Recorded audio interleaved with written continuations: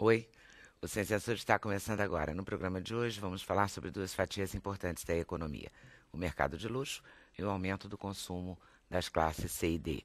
O mercado de luxo inclui de milionários, bilionários, trilionários, a famílias que têm renda de até R$ 7.000 mês ou a partir de R$ 7.000 mês. Esse assunto nós vamos conversar com o professor de marketing, Marcelo Boschi.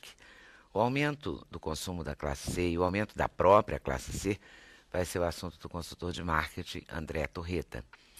E já que o assunto é consumo, a gente pretende falar dos melhores vinhos e dos vinhos que não são os melhores, não são os vinhos do Boni, digamos assim, mas são possíveis para todos nós. Esse seria o assunto, e eu pretendo que seja, do sommelier Dionísio Chaves, que está engarrafadíssimo, porque choveu torrencialmente no Rio na última hora e meia, e ele ainda não chegou. O Dionísio tem 16 anos de carreira, ganhou de novo esse ano o prêmio de sommelier do ano, enfim, vale a pena conversar com ele. A roupa de praia é consumo de todas as classes. É sobre esse assunto que nós vamos conversar com a estilista Eli Alves. A Eli e a família começaram produzindo moda para a classe C e hoje vendem para todos os públicos, inclusive para o exterior. Vamos conhecer o trabalho do designer Rodrigo Calisto. O Rodrigo estudou desenho industrial e na marcenaria da faculdade ele encontrou a vocação dele: criar móveis de madeira. As peças nunca são iguais, são feitas de vários tipos de madeira, inclusive madeiras de demolição. Para a realização desse programa, contamos com a participação de vocês, nossos debatedores fixos, por telefone, por fax, por e-mail ou pelo Twitter. Eu vou começar conversando sobre esse avanço de consumo das classes C e D. A FEComércio RJ e o Instituto Ipsos fizeram uma pesquisa em 1.000 domicílios em 70 cidades do Brasil, 9 regiões metropolitanas, e desse levantamento há dados interessantes, assim, o aumento do consumo do cartão, aumento de número de cartão de crédito, número de portadores de cartões de crédito, que passa de 20% em 2007 para 31% esse ano. Mas há detalhes interessantes. Não vai ser o Natal da lembrancinha, vai ser o Natal de um presente melhorzinho, digamos assim. A proporção de brasileiros que pretendem presentear em 2011 é de 57%, quando era de 54% em 2010, o ano passado. O gasto médio também com os presentes avançou 25%, entre a classe C, 55% pretendem presentear no Natal, nas classes D e E, 37% pretendem presentear, e na classe A, B, 75%, que é bastante previsível. Né? O gasto médio é que é interessante, porque em 2010 foi de R$ 205, e esse ano ficará, segundo a pesquisa, em R$ 257. Um aumento interessante, né? Por presente, né? Muito. Por consumo. E roupas e acessórios, teve um aumento de 10 pontos percentuais. Você está indo bem, né, Eli? Por isso que Eli está indo bem, né? Está comprovando aqui com a gente. Ô, André, você pesquisou o consumo da classe C, é isso? Isso, a gente faz isso desde 2001, né? Vem acompanhando esse crescimento. Até porque, na verdade, não é o crescimento de uma classe social, é o crescimento de um país. Porque classe CDE são 170 milhões de pessoas, então não é classe social. Bota país nisso. Bota país nisso. E o que a gente vê, que esses dados são interessantes, porque não sei se você se lembra, né? Desde o Plano Real, você teve o ano do micro-ondas, depois você teve o onda do celular, o onda da televisão LCD. Talvez agora a gente chegue, alguns anos que vem, o ano da casa. Talvez este ano seja o ano do Natal, né? Que é desse Brasil que cresce e é feliz, né? Eu acho que é... E é uma surpresa muito para essa classe AB, né? Que é a surpresa da classe C existir. Porque, na verdade, ela estava aí sempre o tempo todo, ela só não era consumidora, né? Mas eu acho que assim, ser consultor de classe C é uma prova do país do Casagrande Senzala, né? É só a gente que faz essa divisão de classes sociais dessa maneira tão colocada. Na verdade, a grande divisão que você tem no mundo inteiro é o mercado de luxo, que ele sim, né, que é um excelente mercado, mas ele é um mercado de exceção, um mercado de luxo. Vamos ver se agora ele vai continuar crescendo, né, Marcelo? A princípio com a crise vai, né? na Europa, com... Você tem esses cenários nebulosos aí do que está acontecendo na Europa. o próprio consumo de luxo dos países árabes, né? faraônicos. Ásia, países árabes, de maneira geral, né? Índia, Rússia, China, os BRICS, nós um pouquinho. Eu trouxe até uma relação aqui. Nós somos o 11º país em número de milionários no mundo hoje. 155 mil milionários. No Brasil? No Brasil. Tem um dado muito legal que saiu no jornal semana passada, que é aquela coisa, quando a gente conversou, eu falei, bom, vou trazer. Sempre interessa, né, as pessoas ter esses números, né? A gente ganha 1 milionário, 23 milionários novos por dia no Brasil. Lembra, milionário não é mais o milionário da nossa época, né? Milionário é o cara que tem 1 milhão, né? Então, 1 milhão já não é 1 milhão de 30 ou 40 anos atrás. Era aquela coisa absolutamente transformadora, mas é significativo que, dentro desse fenômeno que o André fala, né, da classe C, você tem uma estrutura da sociedade sendo empurrada para cima, né? Não é só a classe C. Né? Quando você transforma a classe C, você automaticamente começa a transformar as classes B e A, que na verdade representam hoje, em termos do consumo, o maior crescimento de consumo está nas classes A e B. Mas esse número bem legal, que eu fui pesquisar direitinho qual era o número, a Folha de São Paulo divulgou isso na semana passada, 23 novos milionários por dia de milhão deixado no Brasil, né? Também tem isso, mas... É interessante. Ao mesmo tempo, tem uns dados que eu acho fascinantes, assim, tipo, o brasileiro, outro dia eu fui na despedida do cônsul de Portugal no Rio de Janeiro, e ele está ainda a assumir um posto de negócios internacionais, quer dizer, Portugal vai usá-lo como um grande movimentador, digamos assim, não estou achando uma palavra melhor, para o mercado de consumo, para buscar o consumo para Portugal. Claro. Uhum. E ele falou para mim, não, estou muito interessado nisso, porque o brasileiro gasta muito no exterior. Você tem toda aquela discussão, aí não só do luxo, né, que a visita do Obama provocou no Brasil, se tiraria ou não o visto, né, a obrigatoriedade de visto. A Flórida tem um movimento pesado nos Estados Unidos para liberar o brasileiro de ter visto. Por quê? Porque nós somos hoje o terceiro povo que mais consome nos Estados Unidos. Né? Então, num país que está com enormes dificuldades de vender, jogar fora o terceiro consumidor... Cadê esse freguês, né? Pelo amor de Deus, traga esse freguês para cá. E aí, não vou embarreirá-lo, mas ao mesmo tempo isso gera uma receitazinha nos consulados. Né? Mas de todo modo, também o brasileiro compra muito lá fora, porque lá fora é muito barato, né? Muito mais barato. Mas realmente. eu acho que Roupa, essas coisas assustador. Assustador. Mas eu acho que, para mim, a grande história é esse crescimento desse mercado interno, né? E principalmente descentralizado. Você acha que a gente não prestou atenção? Foi isso? A gente se surpreende? Absoluta. Absoluta. Né? Eu acho assim, as empresas, o governo foi pego de surpresa, as empresas foram pegas de surpresa. Então não adianta a gente da iniciativa privada reclamar do governo, porque também nenhuma empresa estava preparada para esse crescimento de classe C. Então você já tem hoje, agora sim, a gente já começa a ver as empresas se preparando para a entrada desse novo consumidor, né? Fazendo produtos, realizando produtos e serviços para esse consumidor de classe C, que tem hábitos e costumes, né, diferentes do consumidor de classe AB, até porque estudou em péssimas escolas públicas que nós demos para eles durante 500 anos, tem um tipo de educação, um tipo de informação, mora em locais que são completamente diferentes do nosso. Nós todos aqui vivemos o maravilhoso mundo do pé direito de 2,20 metros. Será que lá nas periferias do Rio de Janeiro, nas periferias do Brasil, todo mundo tem 2,20 metros de pé direito? Então, se você é um fabricante de imóveis, né, um designer, você tem que pensar em como fazer um design para essa casa, que é uma casa diferente da casa do Leblon, da Oscar Freire, né, da Boa Viagem. Mas, ao mesmo tempo, o mercado imobiliário também está construindo apartamentos muito menores. Cada vez menores, sim. Quando você fala no 3 quartos de 94 metros também, tem isso.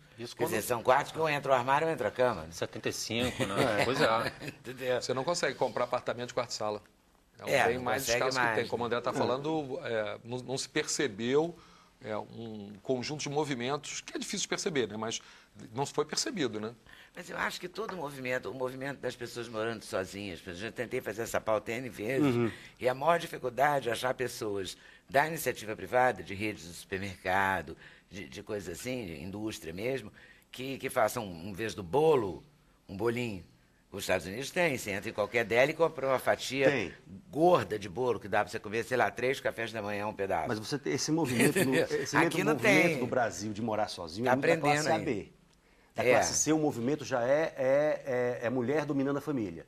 O número de mulheres chefiadas mulheres que chefiam família tem crescido absurdamente. Eu falo brincando que se a mulher americana queimou o sutiã na década de 60, a brasileira rica queimou na década de 70, a mulher brasileira de verdade está queimando agora. 42% da renda da classe C vem da mulher, da classe A só 20%. Então eu tenho essa mulher que hoje, 62% das mulheres de classe C estão estudando mais do que seus pais estudaram. Elas estão trabalhando. Então é chutar o bêbado para fora de casa, que é o que ela está fazendo. Claro. Né? Com toda razão. Com toda razão. Finalmente ela pode fazer isso, queimar o sutiã dela. Alô. Então são dois Brasis que se movimentam de maneira diferente. Né? Tanto que as pessoas, por exemplo, no negócio do aeroporto, as pessoas falam, é um terminal rodoviário. Graças a Deus que é um terminal rodoviário. Antigamente era um palácio de mármore. Né? Então esse Brasil esse embate que vai ter entre o mercado de classe A B e o mercado de classe C, que a gente chama de ruptura social, vai ter muito. A Ipanema reclamando que vai ter para não colocar metrô. Né? Você tem Gianópolis, lá em São Paulo, reclamando para colocar metrô. Pessoas diferenciadas. As pessoas diferenciadas. Incomodadíssimas porque tem uma empregada doméstica viajando do seu lado do avião, só que essa passagem aérea foi ela que pagou com o dinheiro dela e não pediu a ninguém. O Brasil não está acostumado com esse Brasil. Vai ter que ser. Vai ter que ser. Um cara ganhava R$7.000, antigamente ele conseguia uma passagem aérea e viajava e se sentia rico. Mas o próprio mercado é interessante porque, por exemplo, há 3 anos atrás, comprar uma televisão de 46 polegadas era quase que um carro, né? Era uma coisa caríssima, raríssima. Hoje em dia você vê, é claro que são modelos diferentes, tem LCD, tem isso, tem aquilo, tem aquilo, né? Tem até 3D, mas você também pode, quer dizer...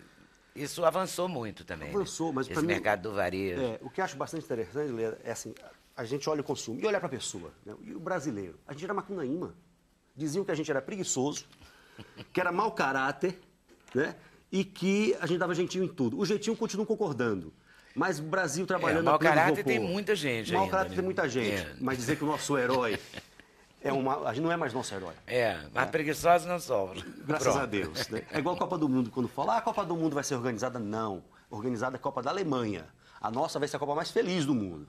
Né? Eu acho que essas duas diferenças. Gostei dessa. Porque a nossa, claro que vai estar o cimento fresco, a tinta fresca, a gente sambando, se divertindo. E dando-se o jogo até, inclusive. Né? Então, se não for nosso, né? Não importa. Não, se não for o nosso jogo Brasil, por exemplo, provavelmente não vai. Então é esse olhar sobre a mudança do brasileiro que eu acho que também é muito interessante. Né? Que a gente começou uma década com Cidade de Deus, acabou uma década com Tropa de Elite, onde pela primeira vez a gente teve um herói que não era um esportista. Né? Então, a questão da grana, né?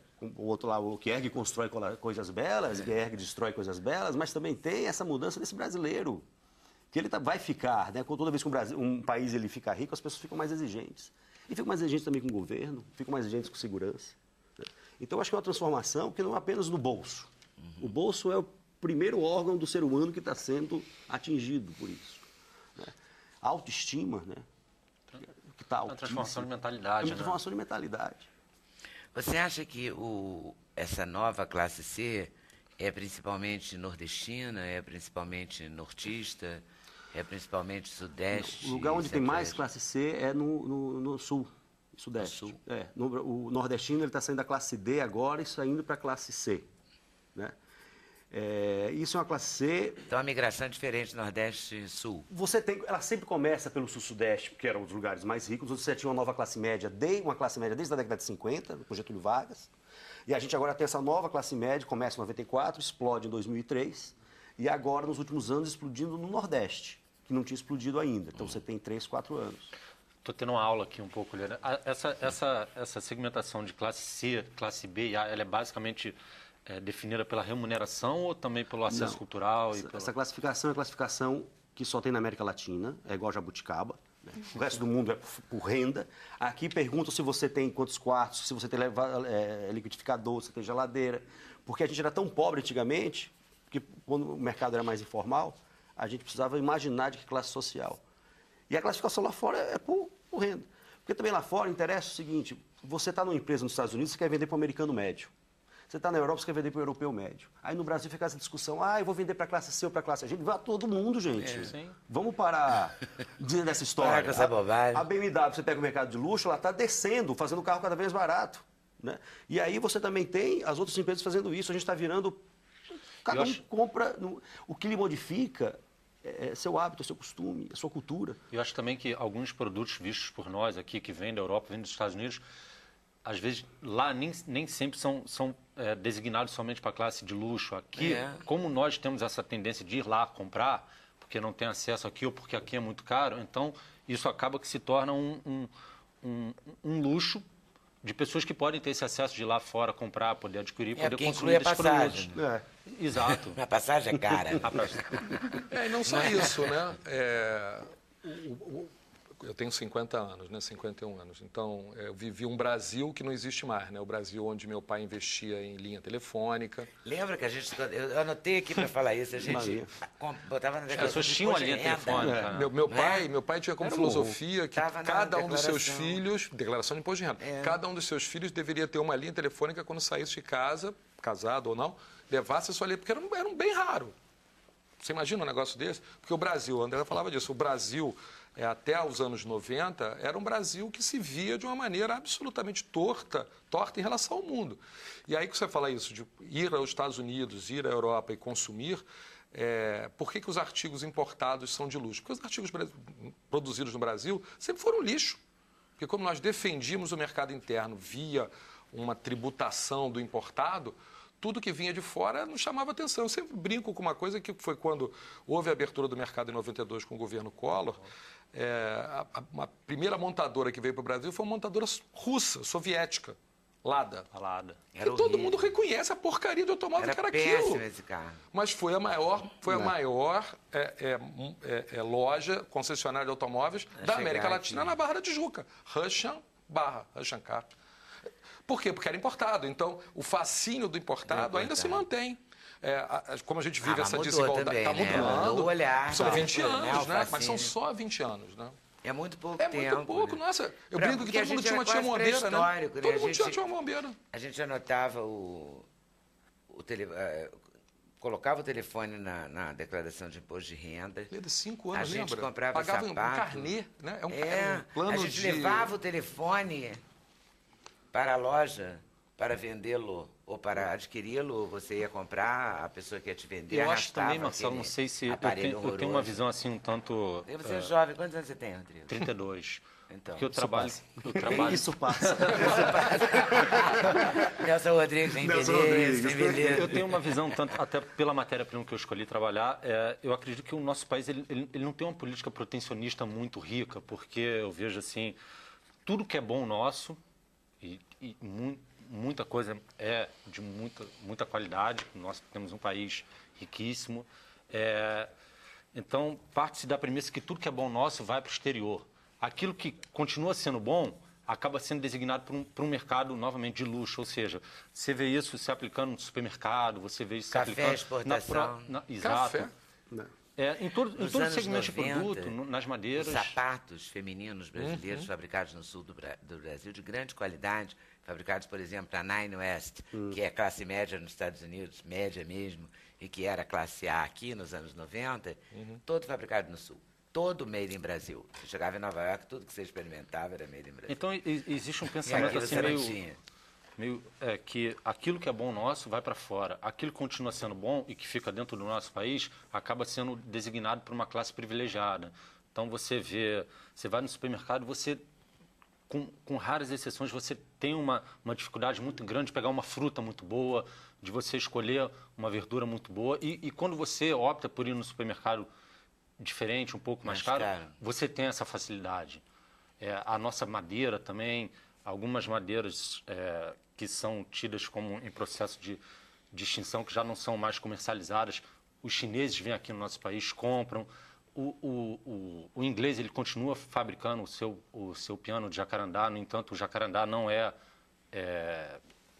possível ser comercializado. Então, eu acho que isso é uma visão minha, um tanto jovem até, que a gente não tem uma política protecionista. E talvez isso essa balança esteja começando a ser revertida um pouco. A gente está começando a olhar com mais carinho para aquilo que a gente produz. Eu acho que, assim, antes até da gente, se você pega a imprensa de fora, ela fala que o Brasil está indo super bem e melhorando. Você pega a imprensa nacional, ela é muito mais pessimista do que o olhar lá de fora. Eu acho que o olhar de fora também vai modificar um pouco a gente, né? Você pega o número de executivos estrangeiros que moram hoje no Brasil, é uma coisa absurda. Eu estou tendo reunião sem nenhum brasileiro, né? Então, isso é excelente. A gente nunca teve tanta visita de gente de fora. Isso também vai transformar um pouco, né, o nosso mindset em relação a nós mesmos. porque a gente nunca se olhou com carinho e amor. Né? Porque sempre teve aquele pensamento de que aquilo que vem de fora é melhor do que aquilo que sai daqui de Então dentro. eu acho que começa a ter essa reversão. Pelo menos eu sou otimista. Mas a gente tem que trabalhar muito na educação, né? Porque essa classe C, D e E que está ascendendo, que estudou em escolas ruins, que teve má orientação, digamos, para lidar com o meio ambiente. Não falo só do aprender a literatura ou a matemática. Não. Falo muito mais de hábitos de consumo, de gestos e tal.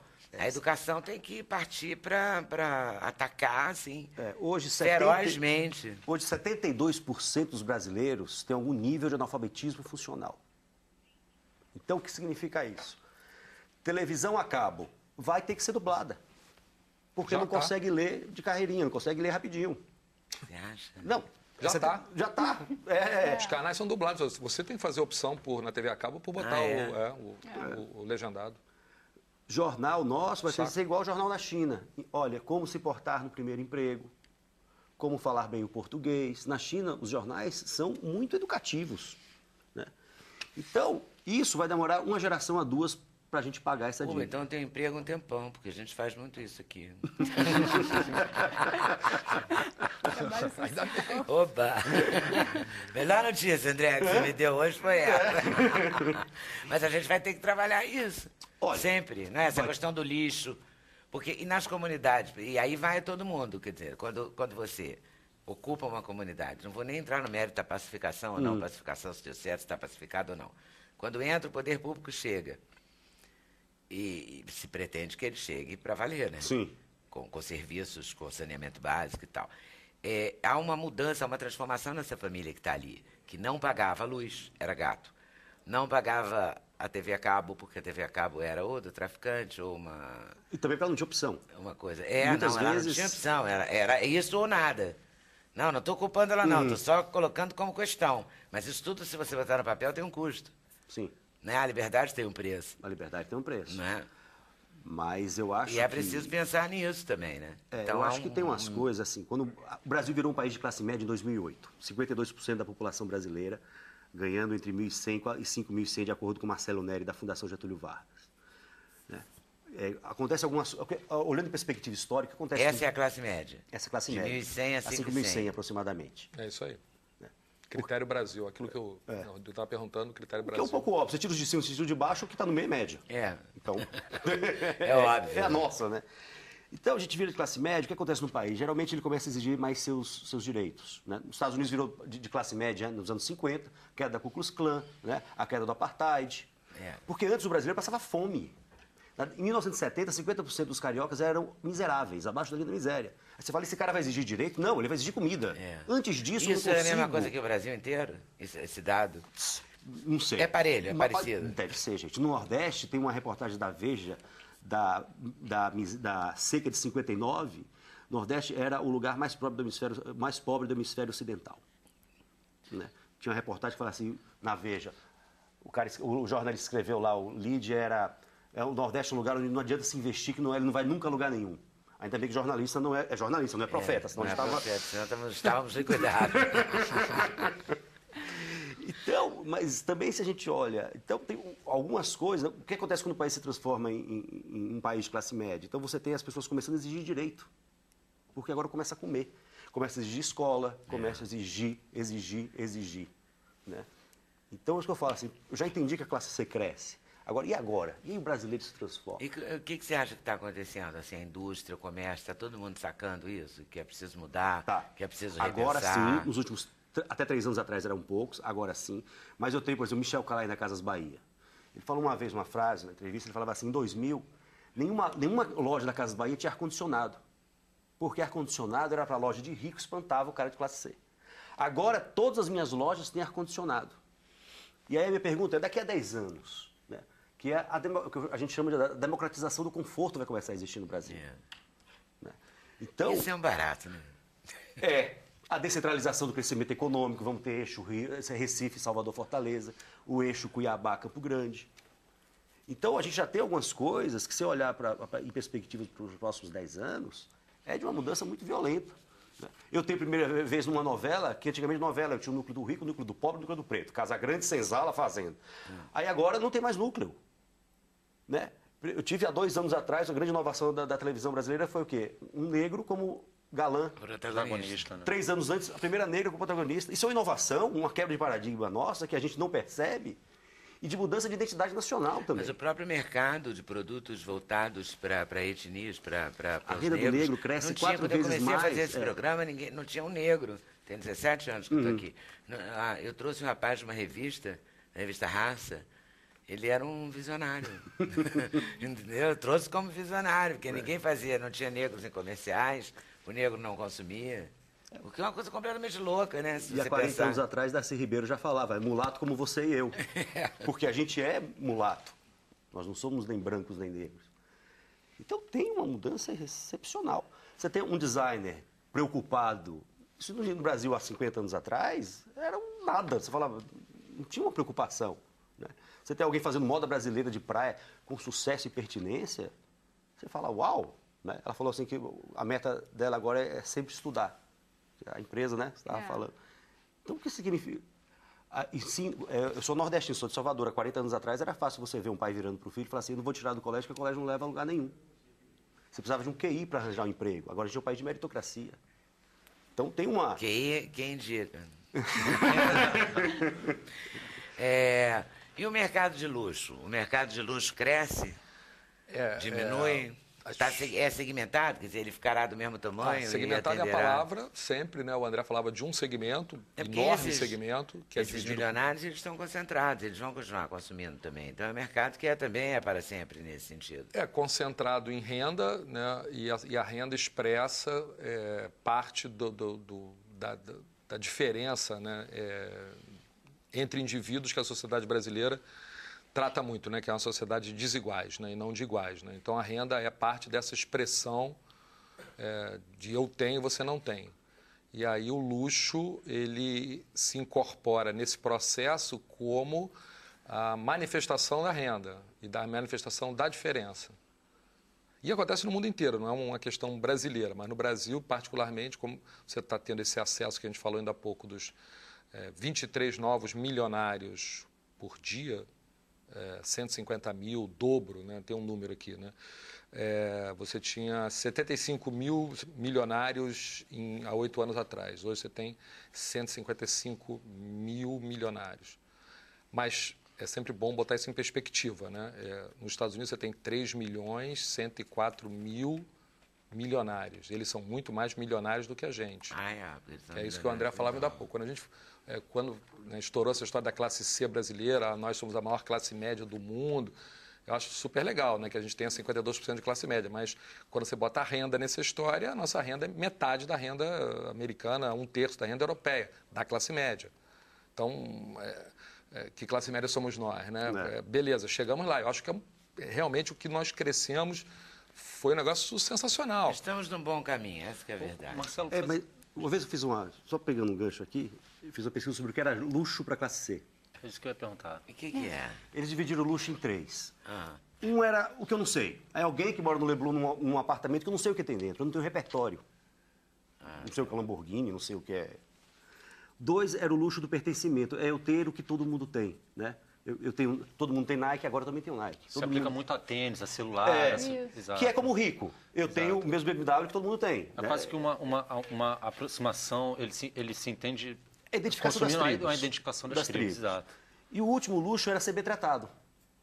Ele acha que a coisa mais maravilhosa do mundo é entrar numa loja e ser bem tratado. Se a gente não é bem tratado de vez em quando vai numa loja, imagine alguém da nova classe média brasileira que sai lá da periferia, vem aqui, quem vai tratar? Durante 500 anos a gente colocou porta giratória, durante 500 anos a gente mandou lacrar a bolsa da mulher, durante 500 anos a gente mandou segurança ir atrás. Então, um dos maiores luxos do brasileiro vai ter que aprender. As lojas vão ter que aprender. Vão. Porque porque você também pega esses novos ricos, né? Que é muito dos anos dos Estados Unidos, dos anos 50. Dos anos 50, quando os Estados Unidos ficam ricos, inventa-se o glamour. Né? Marilyn Monroe, Janet Mansfield. Você pega as nossas novas ricas nas capas das revistas, é tudo... Por quê? Porque você sai do nada, você vai para o outro excesso, para depois vir para o meio. Né? A simplicidade é uma conquista. É uma conquista. Intervalo, a gente volta já já. Vocês censuram o programa da TV Brasil. O que é luxo? O que é o mercado de luxo? É a então, bolsa Chanel? Sim. Porque, assim, por exemplo, a Vuitton tem a marca Vuitton e ela tem a Vuitton A e B. Né? A imitação A, a imitação B, a pirataria A, a pirataria B. E tem sites na internet, em todos os lugares que vendem bolsas Vuitton segunda linha. Não tem bolsa Vuitton segunda linha. É pirataria. Pirataria. Não é? Como eu dou aula de marketing, né? A gente já falou sobre isso, e marcas especificamente, né? Uma das questões que eu falo sempre sobre marca é só vai se piratear marcas que sejam representativas de valor. Você não vai piratear uma marca nada, porque ela não faz sentido. Ela não vai te dar status. Se pirateia e se quer usar pelo status. Né? E aí você faz a pergunta que eu acho que é a pergunta que se debatia no final, que o Rodrigo falava com o André e tal, no final do primeiro módulo, né? Que é o que é luxo? Luxo é o exclusivo, luxo é o que não é para todo mundo, luxo é para poucos. O luxo é o dispensável? Esse é um conceito econômico, né? Que é o supérfluo, dispensável, e o brasileiro organizou, o Brasil organizou. Inclusive, você olha, impostos e taxações, é diferente da França, por exemplo. A indústria de luxo na França, ela é responsável pelo maior, porque o francês entendeu isso como parte da sua riqueza. Aí você fala assim, bom, esse produto é francês, genericamente qualquer um, você pensa em luxo. Essa construção é muito interessante, porque eles entenderam que o luxo gerava riqueza para a França, gerava turismo. Paris talvez seja, junto com Nova York, o lugar mais visitado do mundo. Nova York, aproximadamente 50 milhões de pessoas visitam Nova York por ano. Paris, algo em torno de 50 a 60 milhões de pessoas. No Brasil, comemoramos essa semana 5 milhões de visitantes externos, internacionais. A gente está longe de paca. Né? Mas estamos chegando. 5 milhões de pessoas vieram de fora ao Brasil. 5 milhões e 700 mil pessoas, turistas. Número da Embratur, no ano de 2011. No ano de 2011. Na França? Paris, 65 milhões. Uau! Buenos Aires também mais do que a gente. Buenos Aires mais do que a gente. Nova York, quando eu estive em Nova York há 2 anos atrás... Buenos Aires, desculpa. Buenos Aires está muito barato. Tá. Para você ir. Você abre o seu e-mail de manhã. Barato. Eu não sei se eu tenho jeito de pobre, todo mundo me manda e-mail oferecendo Buenos Aires, mas toda vez que eu abro meu e-mail de manhã, tem 300 vidas a Buenos Aires. 2 dias, 4 dias, uma semana, Réveillon, Natal, Carnaval, tudo. E tudo muito barato. Eu não sei se é verdade, mas que tá ali a oferta, a gente tá muito caro, né? E a gente é muito caro, nossa hotelaria é muito cara. Hoje eu vi na coluna da Hilde, do Degar de Anjo, um café da manhã para 3 pessoas num hotel classe A de Copacabana, R$250. É forte. Né? Isso é luxo. É forte. É luxo total. Aí você vai comprar um colchão. O que será que tem nesse café? Mas aí que tá. Eu queria pegar esse gancho que você falou do luxo, do supérfluo, porque às vezes não é supérfluo, por exemplo. Colchão tem validade. Eu também não sabia, descobri outro dia aqui, por isso que eu falei que esse programa ensina tudo. Eu descobri aqui entrevistando a fisioterapeuta que fui olhar a validade do meu. Passou a validade há séculos, eu nem notei. Então, fui procurar um colchão. Só para te dar esse número, fiz uma consultoria para colchão. As pessoas ficam, em média, 15 anos com seu colchão. É mesmo? E o colchão tem que validade? Bom, o fabricante dizia 5 anos. Pois é, o meu é chocante, eu acho que eu estou nessa... O casamento dura menos. O casamento não validade. O casamento dura menos. Perecibilidade do casamento. Eu fui procurar, eu fui numa loja de colchão, só fui numa. Eu não pesquisei preço, eu vou fazer isso. Mas como eu estava sem tempo, entrei no shopping, tinha uma loja de colchão, falei, opa, entrei. Aí tinha colchão de 700, de 1.500, números redondos assim. 2.500, aí a moça olhou para mim e falou, tem um da NASA, espetacular, R$7.000. Olha. Quer dizer, tudo tem... Tudo tem. E colchão, um bom colchão é um luxo, né? Porque você depois não vai ao ortopedista. Tem esse luxo Dorme também, bem. que o custo-benefício gera um luxo. Claro. Né? Eu também não vou comprar o da NASA, que eu não vou... Afinal, não quero morar na cápsula, né? Eu quero, então, a nave inteira, né? Mas, na verdade... e também não tem comprovação nenhuma, né? É realmente fantástico. Sim. Nunca mais terei dor na coluna se eu dormir no colchão da NASA, né? Não tem essa garantia. Aí, a verdade é essa. O luxo também é uma coisa de boa qualidade. Não necessariamente supérfluo. A palavra supérfluo é uma palavra uma mola boa irritante, colchão, né? É um porque luxo. Essas coisas eu estava falando da França, né? Tem um livro chamado Luxo, Estratégia de Marketing, que é um livro sobre a estratégia da França de se posicionar como país que vende a imagem do luxo. Então, o exemplo mais claro que todo mundo conhece, estamos no fim do ano e queremos brindar a passagem do ano com champanhe. Champanhe é uma marca registrada da França. Então, se você faz espumantes de ótima qualidade, mas que não são produzidos na região de champanhe, eles não podem levar o nome de champanhe. Mas você vê, é uma lógica do país entender que não é uma mentalidade supérflua. Mas você não acha correto? Absolutamente correto. Não, absolutamente correto. É isso que o Rodrigo falava antes. Defender a sua madeira. Então, não é eu entender de madeira, é eu entender que aquela madeira tem uma origem defendida, certificada. E aí eu começo a construir ao longo do tempo, mas isso leva anos. Você cria uma história, né? A história faz parte da discussão da marca. Eu estudo marca, então não existe marca com valor no ranking das 100 maiores marcas do mundo que vale a menos de 3 bilhões de dólares. A menor, não tem nenhuma brasileira. A mais barata custa 3 bilhões de dólares para você comprar. A gente pode saber qual é? A mais barata...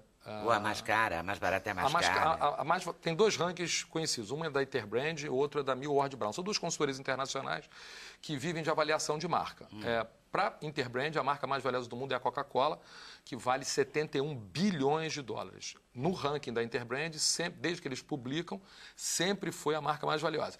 Para a Millward Brown, que faz outros critérios de avaliação, enfim, financeira, qualitativa, etc., a marca mais valiosa do mundo é a Apple, seguida do Google. Eu acho que faz mais sentido. A Apple foi a marca, nos 2 rankings, independente da posição que elas estejam, no Millward Brown primeiro e na Interbrand, se não me engano, no ranking do 6º, foi a marca que mais cresceu em termos de valor. Mas também dá para a gente explicar nessa distância. Mas não é luxo. As marcas de luxo dos rankings são as marcas mais estáveis ao longo dos últimos anos. O mercado de alto luxo, aí você então, por exemplo, Chanel deve ser uma marca Chanel é uma marca valiosíssima. Burberry é uma marca... Burberry é uma marca muito sofisticada. Porque elas permanecem, né? Independe da moda. Está na moda, Louis todo Vuitton, mundo sai vestido de... Mas a Chanel está lá. Hermès é outra dessas marcas. Eu escutei de uma professora que se tornou grande amiga minha, depois que as pessoas elas não compram um produto, elas compram uma história. Então, quando você vai comprar um determinado produto de uma determinada marca, você está comprando uma história, você está comprando toda aquela construção histórica de como aquilo nasceu, de como aquilo se desenvolveu, para quem aquilo está sendo designado. Então, eu acho que no entendimento hoje, atual, o brasileiro está entendendo que é muito mais valioso você pegar os nossos recursos, criar uma história em cima daquilo e vender. Vem a cachaça. Pensou que cachaça ia ter uma cachaça de R$700. Né? Tem cachaças caríssimas. Recentemente, eu dei uma aula, eu estava dando uma aula, entrei, aí eu sou de Niterói, pego a barca, então vou lendo o jornal e invariavelmente falo alguma coisa que está no jornal na minha aula. A barca é uma coisa sensacional. Nesse sentido. Para pensar em luxo. Nesse sentido. No transporte em si, eu não vou deixar de você vender a barca, não. De jeito nenhum. Não, de jeito nenhum. Aquilo ali poderia ser o melhor transporte do mundo. A gente tem uma coisa na mão que poderia ser o melhor transporte do mundo, mas acho que é um outro tema. É uma incompetência à prova de canhão. Competência com a população, descaso, etc. Um descaso absurdo. Aí eu bati o olho numa matéria sobre cachaça. Né? Cachaça tem algumas coisas, eu já fiz consultoria para cachaça também. Né? Então, cachaça tem uma coisa interessante. É a única bebida que você aponta o dedo e diz cachaceiro. Consequentemente, é uma bebida de pobre. Apesar de você ter bebidas cachaças muito sofisticadas, produzidas artesanalmente. A gente participou de um programa há um ano atrás, mais ou menos, onde a menina contava como é que se forravam, como é que se... Eu falo isso em aula até hoje, né? Estava no programa da Leda, e aí a menina contava da Trussardi, lembra? Que ela dizia como é que tirava a pena do papo do ganso branco do lago canadense para fazer o edredom de pena de ganso branco canadense. Aí todo mundo ficou olhando. É né? muito específico. A mesma coisa com a cachaça. Caro, não tem? Como a cachaça é desvalorizada por nós, porque aí tem uma historinha bacana, né? Porque a cachaça vem dos escravos. Ela está ligada a classes de menor poder aquisitivo. Sem nos preconceito também essa desclassificação aí. Essa é a palavra, Leda. Essa é a palavra. Eu sempre falo isso em sala. É preconceito. Todo mundo, todos nós, preconcebemos alguma coisa o tempo inteiro. Então a gente pode usar a palavra preconceito de uma maneira deturpada e ruim, ou entender que nós simplesmente... Eu gosto de usar duas Mas palavras. ninguém chama ninguém de uisqueiro, né? Não. Se chamar, seria sofiscado. Fulano é vodqueiro. Cervejeiro é mestre, né? Mestre, cervejeiro. Pena que o Dionísio não pôde vir, né? Cachaceiro é cachaceiro. Cachaceiro, né? Pobre, cachaceiro, Tem desgraçado. cachaça incrível. Eu vi uma vez um cardápio de cachaça, como chama uma folha, como chama mesmo? É um Folha de menino, vinho, carta. Uma carta de vinho, uma carta de cachaça, que eu fiquei chocada. Não, mas ó, aí eu estava lendo a matéria, eu ia falar sobre um assunto parecido com esse. A Velho Barreiro, todos nós conhecemos, né? Uma cachaça que custa aí R$2, R$3 a garrafa, R$273 mil a garrafa. De uma outra marca. Não, Velho Barreiro. Por quê? Porque eles estão tentando. Não vai ser vendido. Não. Aí a garrafa era de ouro, com brilhantes, com cristal Swarovski, blá, blá, blá, blá. Mas não importa. Cachaça de colecionador. Por quê? Porque eles estão tentando, principalmente na Europa, nos Estados Unidos, no Japão, Canadá, vender a cachaça como um item de luxo. Porque no Brasil é muito difícil, por causa do preconceito. Então, cachaça tem história, aí quando você vai pegar as cachaças de luxo, elas invariavelmente vendem de Paraty. Minas aí Gerais. eu fico me perguntando lá com o Tem negócio muitas do peno do cachaças ganso. chiquérrimas de Minas. Mata Velha. Porque aí você O não próprio aceita. O ex-vice-presidente José Alencar Tinha um alambique, um alambique sofiscadérrimo. A história da cachaça é bem dele, interessante, né? né? Porque ela vem do tempo do escravo, lá no moinho, né? Fazendo açúcar e tal, e o álcool evaporava daquele processo. E os dois nomes que a gente chama cachaça, pinga, porque evaporava, batia no teto e pingava nas costas dele. Então, pinga. E a aguardente é porque era uma água que ardia nas costas machucadas da chibata. É interessante, né? Porque aí, mais uma vez, a tua história. Essa história constrói um aspecto negativo, que é a coisa do escravo, do pobre e do negro.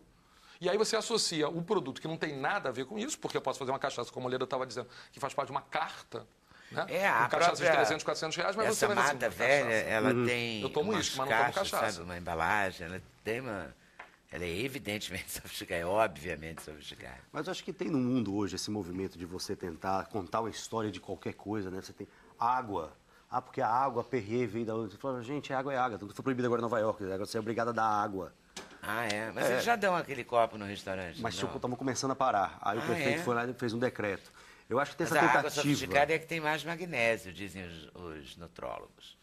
Não, porque você também tem a dos Andes, dos Alpes, que também não é mas magnésio. aqui no Eu gosto de Brasil uma água que que é tem água mais dos magnésio, que é degelos de dos fiordes Santa noruegueses. Curitiba. Hein? Água do degelo dos fiordes noruegueses. Eu fico imaginando o cara indo lá no degelo. Deve ser caríssimo.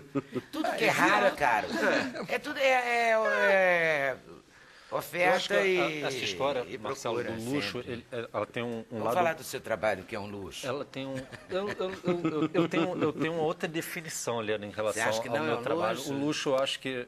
Eu ia falar para o Marcelo, essa história, o luxo, ele acaba que ele atrai, ele tem uma certa obscuridade, que é a questão de que a expectativa das pessoas sempre são em relação a tudo que é de luxo é de boa qualidade. Logo, tudo que não é de luxo não é de boa qualidade. E, no entanto, eu tenho uma visão, assim, uma reflexão muito própria minha, que hoje a expectativa das pessoas é que aquilo que não é de luxo não pode ser de boa qualidade. Ou seja, quando uma pessoa chega perto de um móvel e fala, nossa, que coisa bem lixada, que coisa legal. Eu hoje, no nosso trabalho que nós desenvolvemos lá na oficina, eu entendo isso como uma característica, como uma prerrogativa e não como uma qualidade. Porque logo que eu trabalho com madeira, que é uma matéria-prima que merece todo o respeito, no meu entendimento do Rodrigo, você trabalhá-la com esmero, com dedicação e chegar naquele resultado, isso não é uma qualidade, isso é uma prerrogativa. Assim como Mas isso é um luxo. Isso é uma escolha. É uma escolha, mas uma escolha luxuosa. Não adianta, que você não vai escapar do luxo, não. Não, eu não estou escapando. Olha aqui, eu vou luxo, mostrar. Mas eu vou mudar um pouquinho, vou deixar. Sim. Vou interromper um pouquinho a sua tese. Olha essa mesa. Parece só uma mesa. Sim. Linda. Mas olha a sofisticação da mesa. Ou não? Sim, Porque o designer é tudo, não tem coisa mais sofisticada que o designer. Mas Você pode não ser a coisa mais cara, você pode até conseguir um designer que depois você pode desenvolver. Nesse momento, você fez, olha o acabamento disso. Mas olha aqui. Eu volto a te dizer, você que fez, não fui eu, então ficou muita vontade. Mas isso é uma escolha. É muito bonito. É muito bem feito. Então tá, é lindo. Isso aqui um dia você pode descobrir uma maneira de fazer isso para todos os brasileiros, de todas as raças, cores, etnias, poder aquisitivo, etc, etc, etc. Mas nesse momento, é o que ele falou, o André falou, precisa da educação para você olhar e falar, nossa, que lindo. Porque né? eu acho que tem uma coisa... Olha que acabamento, olha que sofisticação. Porque senão você não... Entendeu? O fato... Eu não estou te xingando quando eu digo que é um de luxo. jeito nenhum. Entendeu? Eu estou te elogiando. Não, sim, Que é O luxo mesmo. não é um xingamento, é um elogio. Entendeu? Hein? O luxo não é um xingamento, é um elogio. Não, é porque Até porque também o as Marcelo- pessoas o Mar- agora ficam meio culpadas, assim, não, mas o que eu faço não é um luxo. Não, é um Não, mas luxo. no entendimento de uma Entendeu? forma ampla, Pode até não assim, valer na Caixa Econômica para trocar em dinheiro, sim, entendeu? no Sei lá. entendimento de uma forma bem Por uma ampla, assim, cartela. Pra alguns Mas é um luxo. Ter tempo é um luxo e não custa nada. Sim, sim. Agora, o que eu vejo muito assim, Leda, é que as pessoas hoje, eu pelo menos vejo dessa maneira, elas perderam o que eu chamo, Marcelo pode trazer um pouco do assunto à tona, que é a afetividade do consumo. Para mim, o que é a afetividade do consumo? A afetividade do consumo é... As pessoas hoje, elas compram um formato, então, cada vez mais, elas se propõem a comprar coisas efêmeras, ou seja, coisas que vão ter um tempo de vida muito curto. Então, até um tempo atrás, era muito incomum, muito difícil você conseguir vender para um cliente, por exemplo, uma mesa de jantar e uma cama. Porque a cama foi da avó, que foi da bisavó, que é de Jacarandá, a mesa de jantar. Ou seja, eram peças que eram carregadas de afeto. Hoje as pessoas, juntamente com esses modelos de novas construções verticais, cada vez apartamentos menores, elas não têm mais aquela coisa do namorar. Você pega um exemplo, um iPhone, por exemplo. Hoje a pessoa ela não se contenta em ter o iPhone 4. A pessoa que compra o iPhone 4, ela já está pensando no 5, no 6. Então, ela não tem mais aquela coisa que existia antigamente. Eu digo isso antigamente porque meu pai tem 85 anos, então eu tenho toda essa educação toda espelhada no meu pai. A história de eu ter entrado na madeira foi muito influenciada pela educação que eu tive. Por quê? Porque meu pai era um hobby. Meu pai trabalhou com usina, com cana-de-açúcar, nada a ver. Minha mãe é socióloga, acabou indo para a área de economia. E eu estava conversando com eles lá atrás, no camarim, que eu acho que eu fui um dos últimos dos moicanos. Eu tive aqueles brinquedos de madeira. Eu era aquela criança que acordava, dava tchau pro meu pai, ó, chego às 7 horas da noite.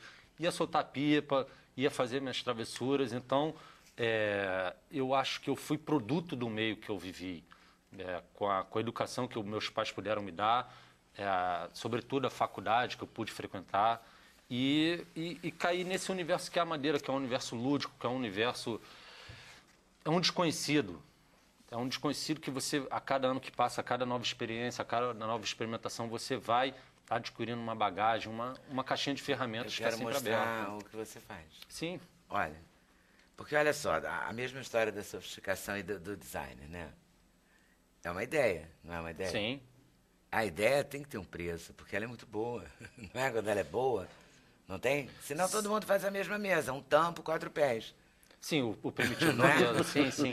A gente faz no Lego, né? Assim, tum. Lembra Mas eu acho que daqueles o que negócios? define o luxo Mas olha nesse que barato. sentido, Lê, O luxo que eu estou falando não é um luxo de mármore. Não é um luxo usual. Eu acho que o que define o luxo nesse sentido que você está mostrando é uma escolha do artífice, do profissional minha. Claro. Eu estava conversando com eles, eu nunca me propus no meu trabalho a vender 30, 40 bancos por mês. Eu não quero ter 10 pessoas trabalhando comigo. Eu quero poder receber os meus clientes, quero poder ter essa relação pessoal com o meu trabalho. Ou seja, para mim, o luxo é o tempo que não é um tempo acelerado como esse tempo do dia a dia. Tá, você não quer fazer em das série, pessoas. né? Não, na verdade eu produzo em série. Eu não produzo... 232 bancos esse mês. Exato. O que define o meu trabalho é você tem... Mas o banco é bom. o Tem um banco aí. Sim, tem um banco aqui. Você tem o artesanato, você tem a produção industrial e você tem a produção seriada. O que define a produção seriada é que o produtor seriado ele tem um compromisso com o fino acabamento, no entanto, ele tem uma metodologia industrial. Então, mais uma vez, o luxo para mim é uma escolha. Você faz individualmente cada peça ou faz como... Sim. Quando eu paro para fazer um banco, eu faço sempre séries de 10, de 20. Então, eu faço os assentos, eu faço os pés, depois você vai para a Isso linha de aqui montagem. cada um é uma madeira Cada diferente. um é uma madeira diferente. Fica lindo, hein? Não é? Lindo. O cara é bom nisso. Né? Deixa eu ver o banco, propriamente. Vamos mostrar o banco. Olha só. Mas olha que lindo isso, né? Isso aqui é o diferente também, né? Sim, esse banco ele faz parte de uma série nova que a gente está... embaixo dele vem a série, que essa a gente chama de série Ouro, e vem o nome da madeira, Peroba Amigo, que eu acho que tem aqui tem um valor pedagógico da obra, que a pessoa ela não tem um pedaço de madeira, ela sabe que madeira ela tem ali. Então, eu tenho toda uma preocupação, até porque, Leandro, eu trabalho com marcenaria por escolha, mas a minha formação acadêmica, eu sou um designer. Então, aquilo que você estava falando do luxo, a premissa de ser um designer é você resolver problemas, você propor soluções. E essas soluções podem ser propostas por uma classe D, por uma classe C, por uma classe B, Claro, eu que te falei, por uma classe A. pode fazer várias coisas. É uma questão de foco do profissional. Agora, nesse momento, quer dizer, quando você faz... Esse não é o mesmo desse, não, são diferentes. Não são diferentes. Olha esse. Esse é um banco? Isso é um banco. Deve dar um trabalho. Quanto tempo leva para fazer um banco? 3 semanas, 4 semanas. E esse tipo também? É porque a madeira ela tem um tempo próprio. Ela tem um tempo de trabalho. Quando você me pergunta o que é o luxo para mim é eu poder me fechar lá no nosso ateliê e você poder desenvolver, você poder conviver com aquela história. Então, isso para mim, para o Rodrigo, é o luxo. E isso aqui é um banco? Não, isso é uma xiloteca. Isso é uma Pelo xiloteca, amor de Deus, traduz para mim. é uma coleção de madeiras. Na verdade, o estilo vem da madeira, então é uma biblioteca de espécies de madeira. Foi um trabalho recente nosso. Quer dizer, cada madeira dessa é uma diferente e você sabe E a história qual é. dessa xiloteca foi um trabalho desse ano, que pontuou o nosso ano, foi que... Barato. E esse trabalho, ele mexe com uma coisa do colecionismo. É uma xiloteca, são 90 espaços, e é feito com cubos, são cubos de madeira, maciços, 7 por 7 por 7. Por que o cubo? Porque o cubo, dentre as formas geométricas, é a mais fácil de ser reproduzida. E o cubo você vê os 3 cortes da árvore, o topo, a tangente e o radial. E você pode fazer equivalências de peso, de textura, de cor. Você vem me dizer que isso não é um luxo. Tá bom. Tá certo, eu volto aí já. Sim. Eu quero conhecer a sua história. Aqui temos um pai usineiro, uma mãe socióloga e um artista plástico madeireiro. Como é que eu vou te chamar? Um artífice. Um artista. Madeireiro tem um preconceito. Madeireiro tem preconceito. Marceneiro, para mim, é um elogio. Marceneiro, um é artista um plástico elogio. marceneiro. Muito pelo contrário. A Eli. Como é a história da Eli? Então, a história da Eli é... o grande responsável, assim... A formação da Eli são meus pais, né? A empresa, ela veio da origem familiar, meu pai e minha mãe que fundou. E aí eu dei o segmento para continuar essa evolução. Mas era moda praia? É moda praia. Não, mas era com eles também?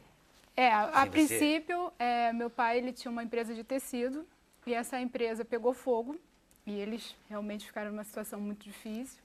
E aí foram recomeçar tudo de novo e resolveram abrir uma empresa de uma confecção. E aí eles escolheram o segmento de moda praia.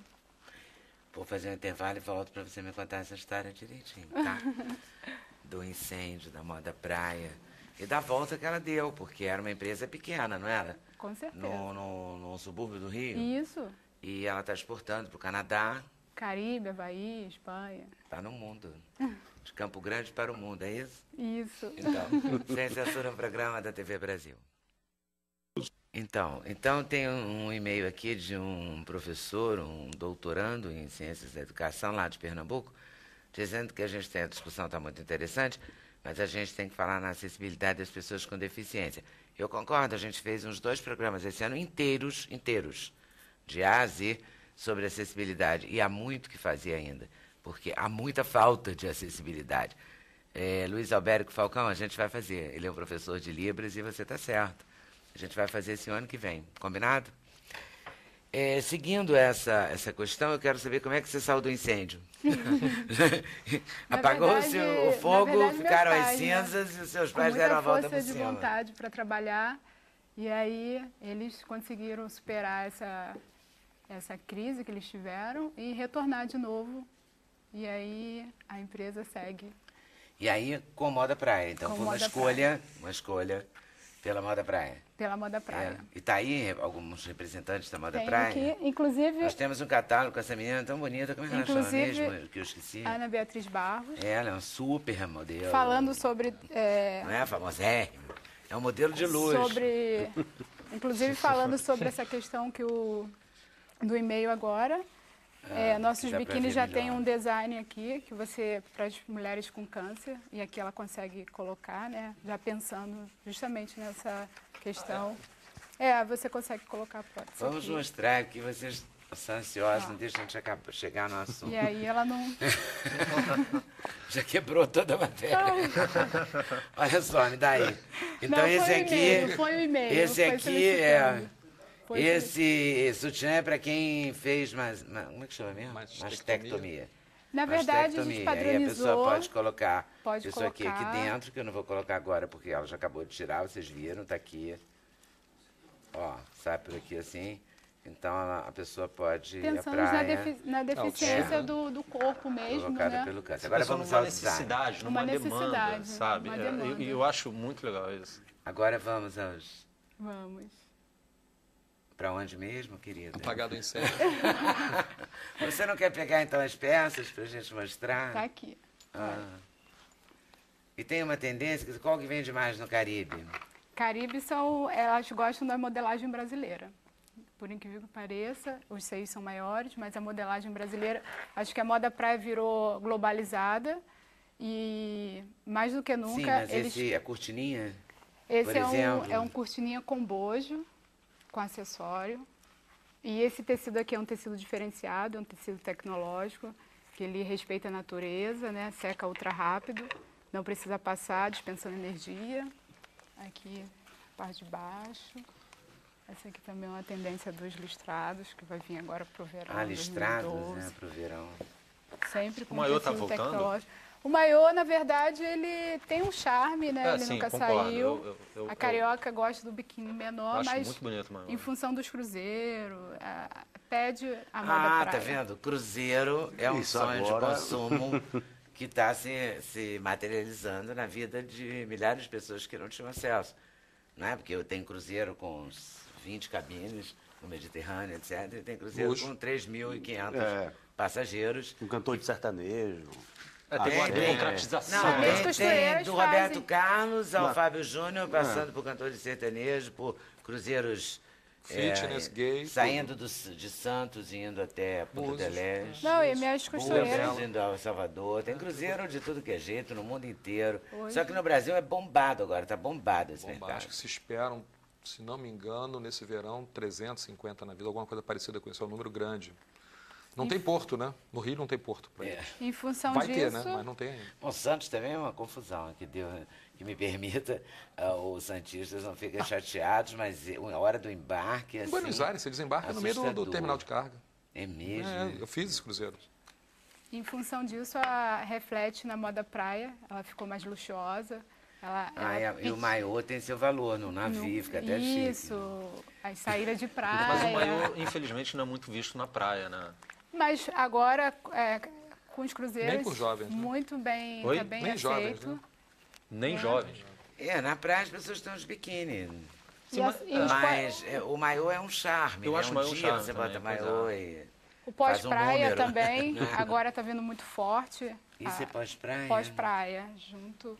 Tá vindo essa tendência agora que você... Que é tipo um vestidinho? É uma saída que você tem a opção de você depois ir... A moda é muito engraçada, né? Saída de praia 3 anos atrás, eu acho que era um desacerto. E agora Todo mundo se enrolava numa canga, né? Porque saída de praia era proibida. E agora já pode. 50% da produção, na verdade, é voltada para as saídas de praia, porque o cliente não abre mão de Claro.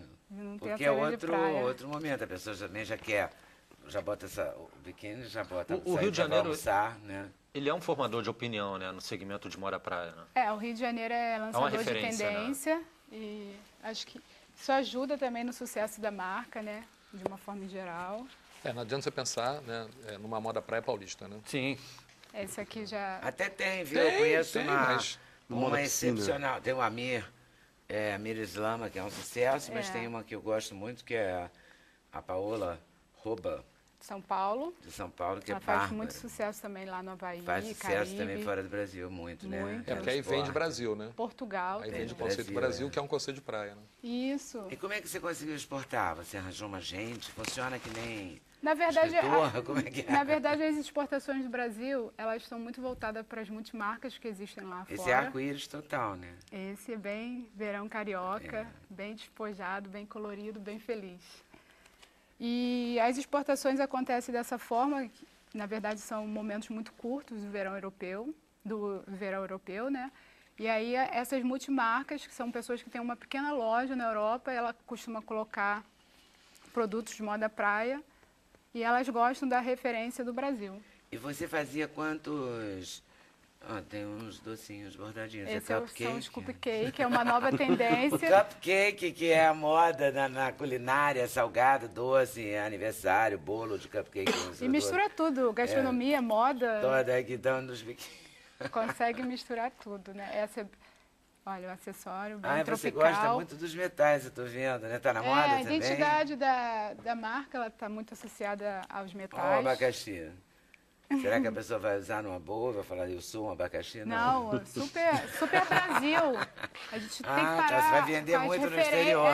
Não. Como? E o preconceito né? A fruta Nossa tropical, origem né? é Brasil. É e porque as- tem os metais, quer ver? Eu vi aqui também num outro. Cadê? Aqui, nesse, uma confusão. nesse aqui, Olha personalizados. aqui, esse aqui também tem metal. Metal resiste? Né? E Só- metal segura onda, não queima a pessoa não, no sol? Olha, na E verdade, também não assim, eles deteriora, são, né? eles ficam protegidos Tá. Da pele. da né? pele. Então, O biquíni ele tem um ciclo de vida muito curto, né? tem. E até mesmo a cliente... Não digo pela qualidade da confecção, eu digo mais pela expectativa da pessoa que está comprando um a biquíni. cliente, Um verão, ela dois, quer, né? ela quer mais, ela quer consumir um, quer dois, quer três, e ela não se... Ela adora mais de um biquíni, né? Que bom pra você. Né? Entrou no segmento certo.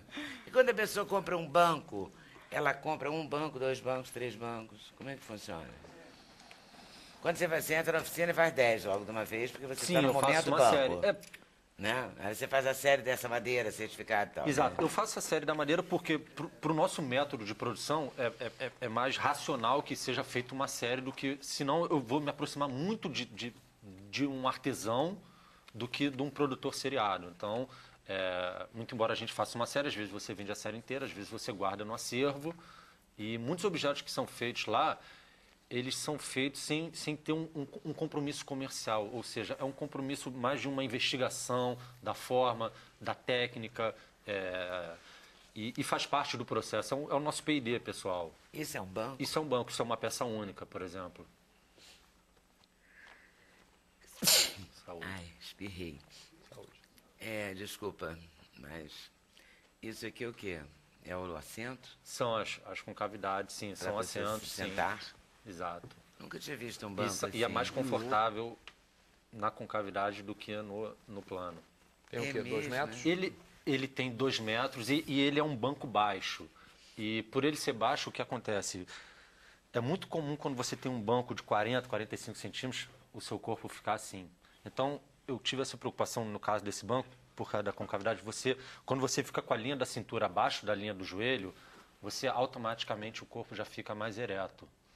Então, no caso desse banco, funcionou bem. Você fica no buraquinho. Você fica no buraquinho. E para levantar. Oi? E para levantar. Pois é. Então, Ele vai instalar um guindaste. E esse aqui também é bonito. Isso é um outro banco. São 2 madeiras diferentes? São 2 madeiras diferentes. É uma coisa que pontua muito o meu trabalho, essa harmonização de 2 madeiras. Aliás, aqui tá lindo. Isso foi um dos primeiros trabalhos. Isso foi um trabalho que eu fiz ainda na época da faculdade, em cima do grafismo indígena, que é... E foi na época da faculdade que você se encantou com a madeira? Não, eu sempre tive uma educação assim. Meu pai ia trocar um espelho de tomada, me chamava para trocar o espelho. Ia trocar uma lâmpada, me chamava para trocar a lâmpada. Ia fazer um furo na parede, me chamava... Então, na faculdade, foi o momento que eu resgatei toda essa memória afetiva e prática e optei por... Na verdade, eu fui escolhido pela madeira, assim, desde a infância, para poder... Seduzido. Seduzido, exatamente, Muito porque a madeira bom. é uma cachaça. Eu vou sugerir alguns presentes de Natal. A gente prioriza aqui, porque a gente também trabalha o ano inteiro com artistas, escritores, músicos, etc. E a gente também prioriza algumas sugestões. Eu vou sugerir o CD do Silvio César, que é bárbaro, que é muito que ele viesse aqui. Ele virá. Não sei se a gente consegue trazer esse ano, porque estamos, assim, quase terminando o ano, mas ele fez um CD maravilhoso, só de duetos, Silvio César e Boa Companhia, e bota Boa Companhia nisso, porque é Altair Veloso, Chico Buarque, Diogo Nogueira, Emílio Santiago, Hermeto Pascoal, Jane Duboc, João Nogueira, Jorge Versilo, Leni Andrade, Peri Ribeiro e Tom Jobim. Silvio César, maravilhoso, fez um CD lindíssimo. Temos o livro que conta a vida da presidente Dilma Rousseff, a trajetória de Dilma Rousseff, a primeira presidenta do Brasil, Ricardo Batista Amaral. Temos o livro do ex-ministro Luiz Roberto Nascimento Silva, Com o Suor na Alma. E tem um livro infantil maravilhoso, com ilustrações geniais de Suzana Gasparian e texto do Flávio Rezende, que se chama As Aventuras do Capitão Pirilampo e do Comandante Noita. São sugestões, toques, gente que a gente respeita o trabalho, achou super bom e não deu tempo de trazer aqui, ou não teve agenda, e, enfim. O Silvio César, por exemplo, a gente tinha acertado tudo, mas era a festa de encerramento da Socimpro, que é a Sociedade de Direitos Autorais que ele dirige, e aí não deu. E tem gente que não vem, simplesmente marca com a gente, eu estou perplexa. Então eu vou dividir com vocês a minha perplexidade. O Dionísio, que eu até conheço a história dele, já entrevistei outras vezes, e é uma boa história, não vou dizer que não é. Talvez ele tenha ficado famoso demais, não sei. Mas vou deixar assim, ele parece que teve um problema de trânsito, achou que estava tudo muito engarrafado, daí não veio. Boa, né? No programa ao vivo é chiquérrimo. Como a gente está falando de luxo, eu aproveitei para dar esse toque. Não é chique, mas tudo bem. Intervalo, voltamos já já. Sem censura no programa da TV Brasil. Então, nesse bloco, a gente vai fazer as considerações finais, assim. Qual você acha que é o futuro? O futuro é consumir muito, por exemplo, as classes que estão chegando ao consumo. Sejam elas C, D, E, quais números quiserem ter, receberem dos analistas. Vai ser um consumo desenfreado, meio anárquico, e depois ele vai se adequando? Vai ter um assustamento, as empresas vão também para fazer se recuperar desse eu acho assim, se você gap. sobe na Rocinha, ou vai para a Baixada, não tem ninguém com 3 televisores e 4 carros. O cara tem o seu primeiro televisor de LCD, o seu primeiro carro zero. Esse susto quem toma é a classe AB, assustada com o consumo de quem nunca consumiu. Eu não tenho desperdício na nova classe média brasileira. O desperdício está do Leblon. O cara tem 4 carros, 5 televisões, mora num apartamento de 30 milhões. Esse cara, assim. E eu acredito também que o brasileiro, nós não somos igual aos japoneses, que somos os mais poupadores do mundo, mas também nós não somos os americanos, que são os mais consumistas. Nós somos brasileiros, né? Então tem esse assusto com o consumo da classe C, achando que nós viramos consumistas, eu não acredito nisso. Será que os eletrodomésticos vão ser o grande sonho de consumo? Vão, porque essa mulher está trabalhando cada vez mais, que ela não trabalhava, a mulher de classe C, D, E do Brasil, ela tendo oportunidade de trabalho. Porque vamos combinar também que se você lava roupa, a máquina de lavar é um sonho.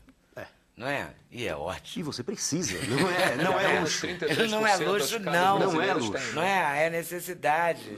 Então, eu acredito muito nisso, eu acho que a gente vai continuar. As pessoas falam assim, o brasileiro está engordando, como se a gente fosse magro antigamente, porque se a gente fosse chique. Não, porque a gente era pobre e não comia. Né? Então tem alguns sustos que o Brasil está tomando hoje. A gente está devendo tanto. Vai ter que aprender a comer também, né? Tem um aprendizado. Tudo é aprender, né? A gente acaba, começa e termina no aprender. Nos próximos 10 anos o Brasil vai aprender muito sobre o Brasil, né? Esse brasileiro novo brasileiro. E brasileiros vão aprender sobre brasileiros. Né? José de Castro, né? José de Castro que dizia há muitos Brasis. A gente vai construir nosso sonho brasileiro, né? Não é? Marcelo, o luxo será sempre o mercado em expansão. Sempre. Depende do luxo de cada um, né? O que é luxo para um, o que é luxo para o outro. Pois é, isso aí ficou meio aberto no programa, só pegar umas definições aqui, né? O que é o luxo, né? Esse consumidor do luxo adora a marca, Então, a marca representa, o Rodrigo falava disso, o Rodrigo provavelmente vai se transformar numa marca, ele será a sua marca. Vou dar só um paralelo nas joias. Qual é a nossa grande referência de alguém que faça joias do ponto de vista semi-artesanal? Antônio Bernardo. Então, muito bem. Então, mas ele se transformou nisso. Então, eu conheço várias pessoas que trabalham com isso. Não tem jeito. Se tem uma lógica na marca, é o tempo, a história. Então, você constrói a sua história e ela vai te acompanhando e te leva para algum caminho. Você pode... Marketing vai fazer isso, né? Você pode determinar qual é o caminho. Então, adorar a marca. Esse consumidor está disposto a pagar preços premium, seja por um biquíni, seja por um banco, seja por um arquivo de madeira, como é que chama? Xiloteca, que a gente estava falando no intervalo que não tem nenhuma utilidade. E aí eu afirmava uma coisa que todo mundo achou engraçado, mas utilidade não tem importância. Utilidade é só uma visão econômica que eu posso comprar coisas que não tenham utilidade. E que sejam lindas. Lindas, maravilhosas. E que sejam seus sonhos de consumo. Tem uma cena no Diabo Veste Prada que eu acho maravilhosa, que eu uso muito em sala de aula nas discussões da SPM, que é quando a menina, a Anne Hathaway, chega já transformada, né, e dá uma bolsa Marc Jacobs, né, que é o queridinho da moda, para uma amiga, e ela fica enlouquecida. Aí o namorado dela faz um comentário, por que as mulheres gostam de bolsa? E aí a mesa faz um comentário, não é utilidade. Porque para nós homens pode parecer um mistério, mas para as mulheres bolsa é um negócio do outro planeta. Espetacular. Canso de falar paro na vitrine em frente com a Márcia, com a minha mulher, e ela fala, não posso viver sem. Vamos dar um jeito nisso, né? Então, E o que você vai se usar nas praias? Nas praias agora os biquínis estão maiores, o hot paint está vindo aí. São os biquínis bem, chegando quase à cintura. Ah, é? É maior charme para ir para os cruzeiros. E a Carioca não abre mão dos biquínis pequenos, mas as modelagens estão aumentando um pouquinho. Tá certo. Rodrigo, eu acho que as rapidamente pessoas vão consumir com um pouco mais de afeto, ou seja, vão consumir um pouco com mais de consciência, vão começar a priorizar aquilo que é necessário, aquilo que não é, aquilo que elas não conseguem viver sem e aquilo que elas conseguem viver sem, enfim. Ok, então agradeço a vocês por terem vindo, a vocês por estarem nos assistindo. E aproveito para mostrar um momento que nós gravamos aqui, que vocês não viram, só nós, naquele dia 31 de outubro, vimos aqui no Sem Censura, que é o Lobo Borges tocando só pra gente. É inédita a música para vocês. Nenhum Segredo se chama.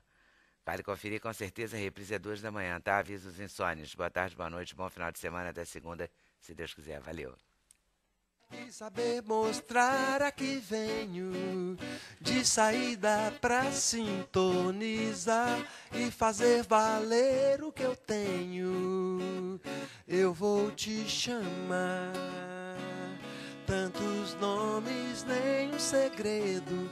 Eu vou te chamar do que você gostar.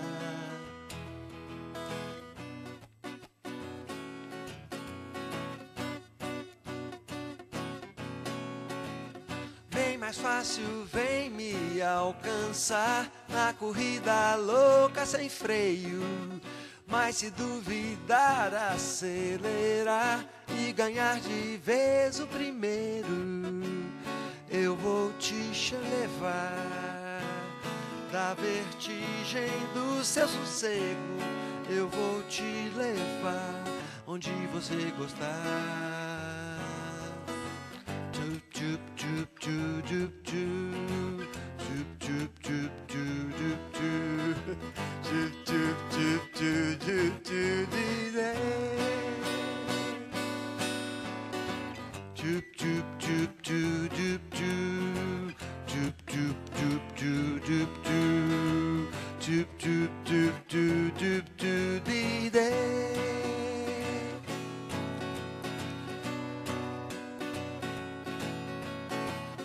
Nossa pista quer de decolar no formato desse instrumento.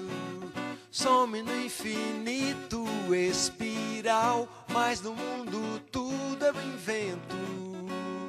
Eu vou te chamar, tantos nomes, nenhum segredo.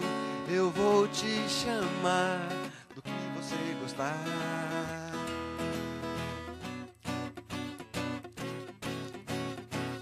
sem estrada ou trilhos pra indicar. No meu rastro o pó vem de dentro e cravar de vez em cada chão. Se eu passei, ficou mais que vento. Eu vou te levar da vertigem do seu sossego. Eu vou te levar onde você gostar. Yeah. Tchu, tchu, tchu, tchu, tchu, tchu. Tchu, tchu, tchu, tchu, tchu, tchu. Tchu, tchu, tchu,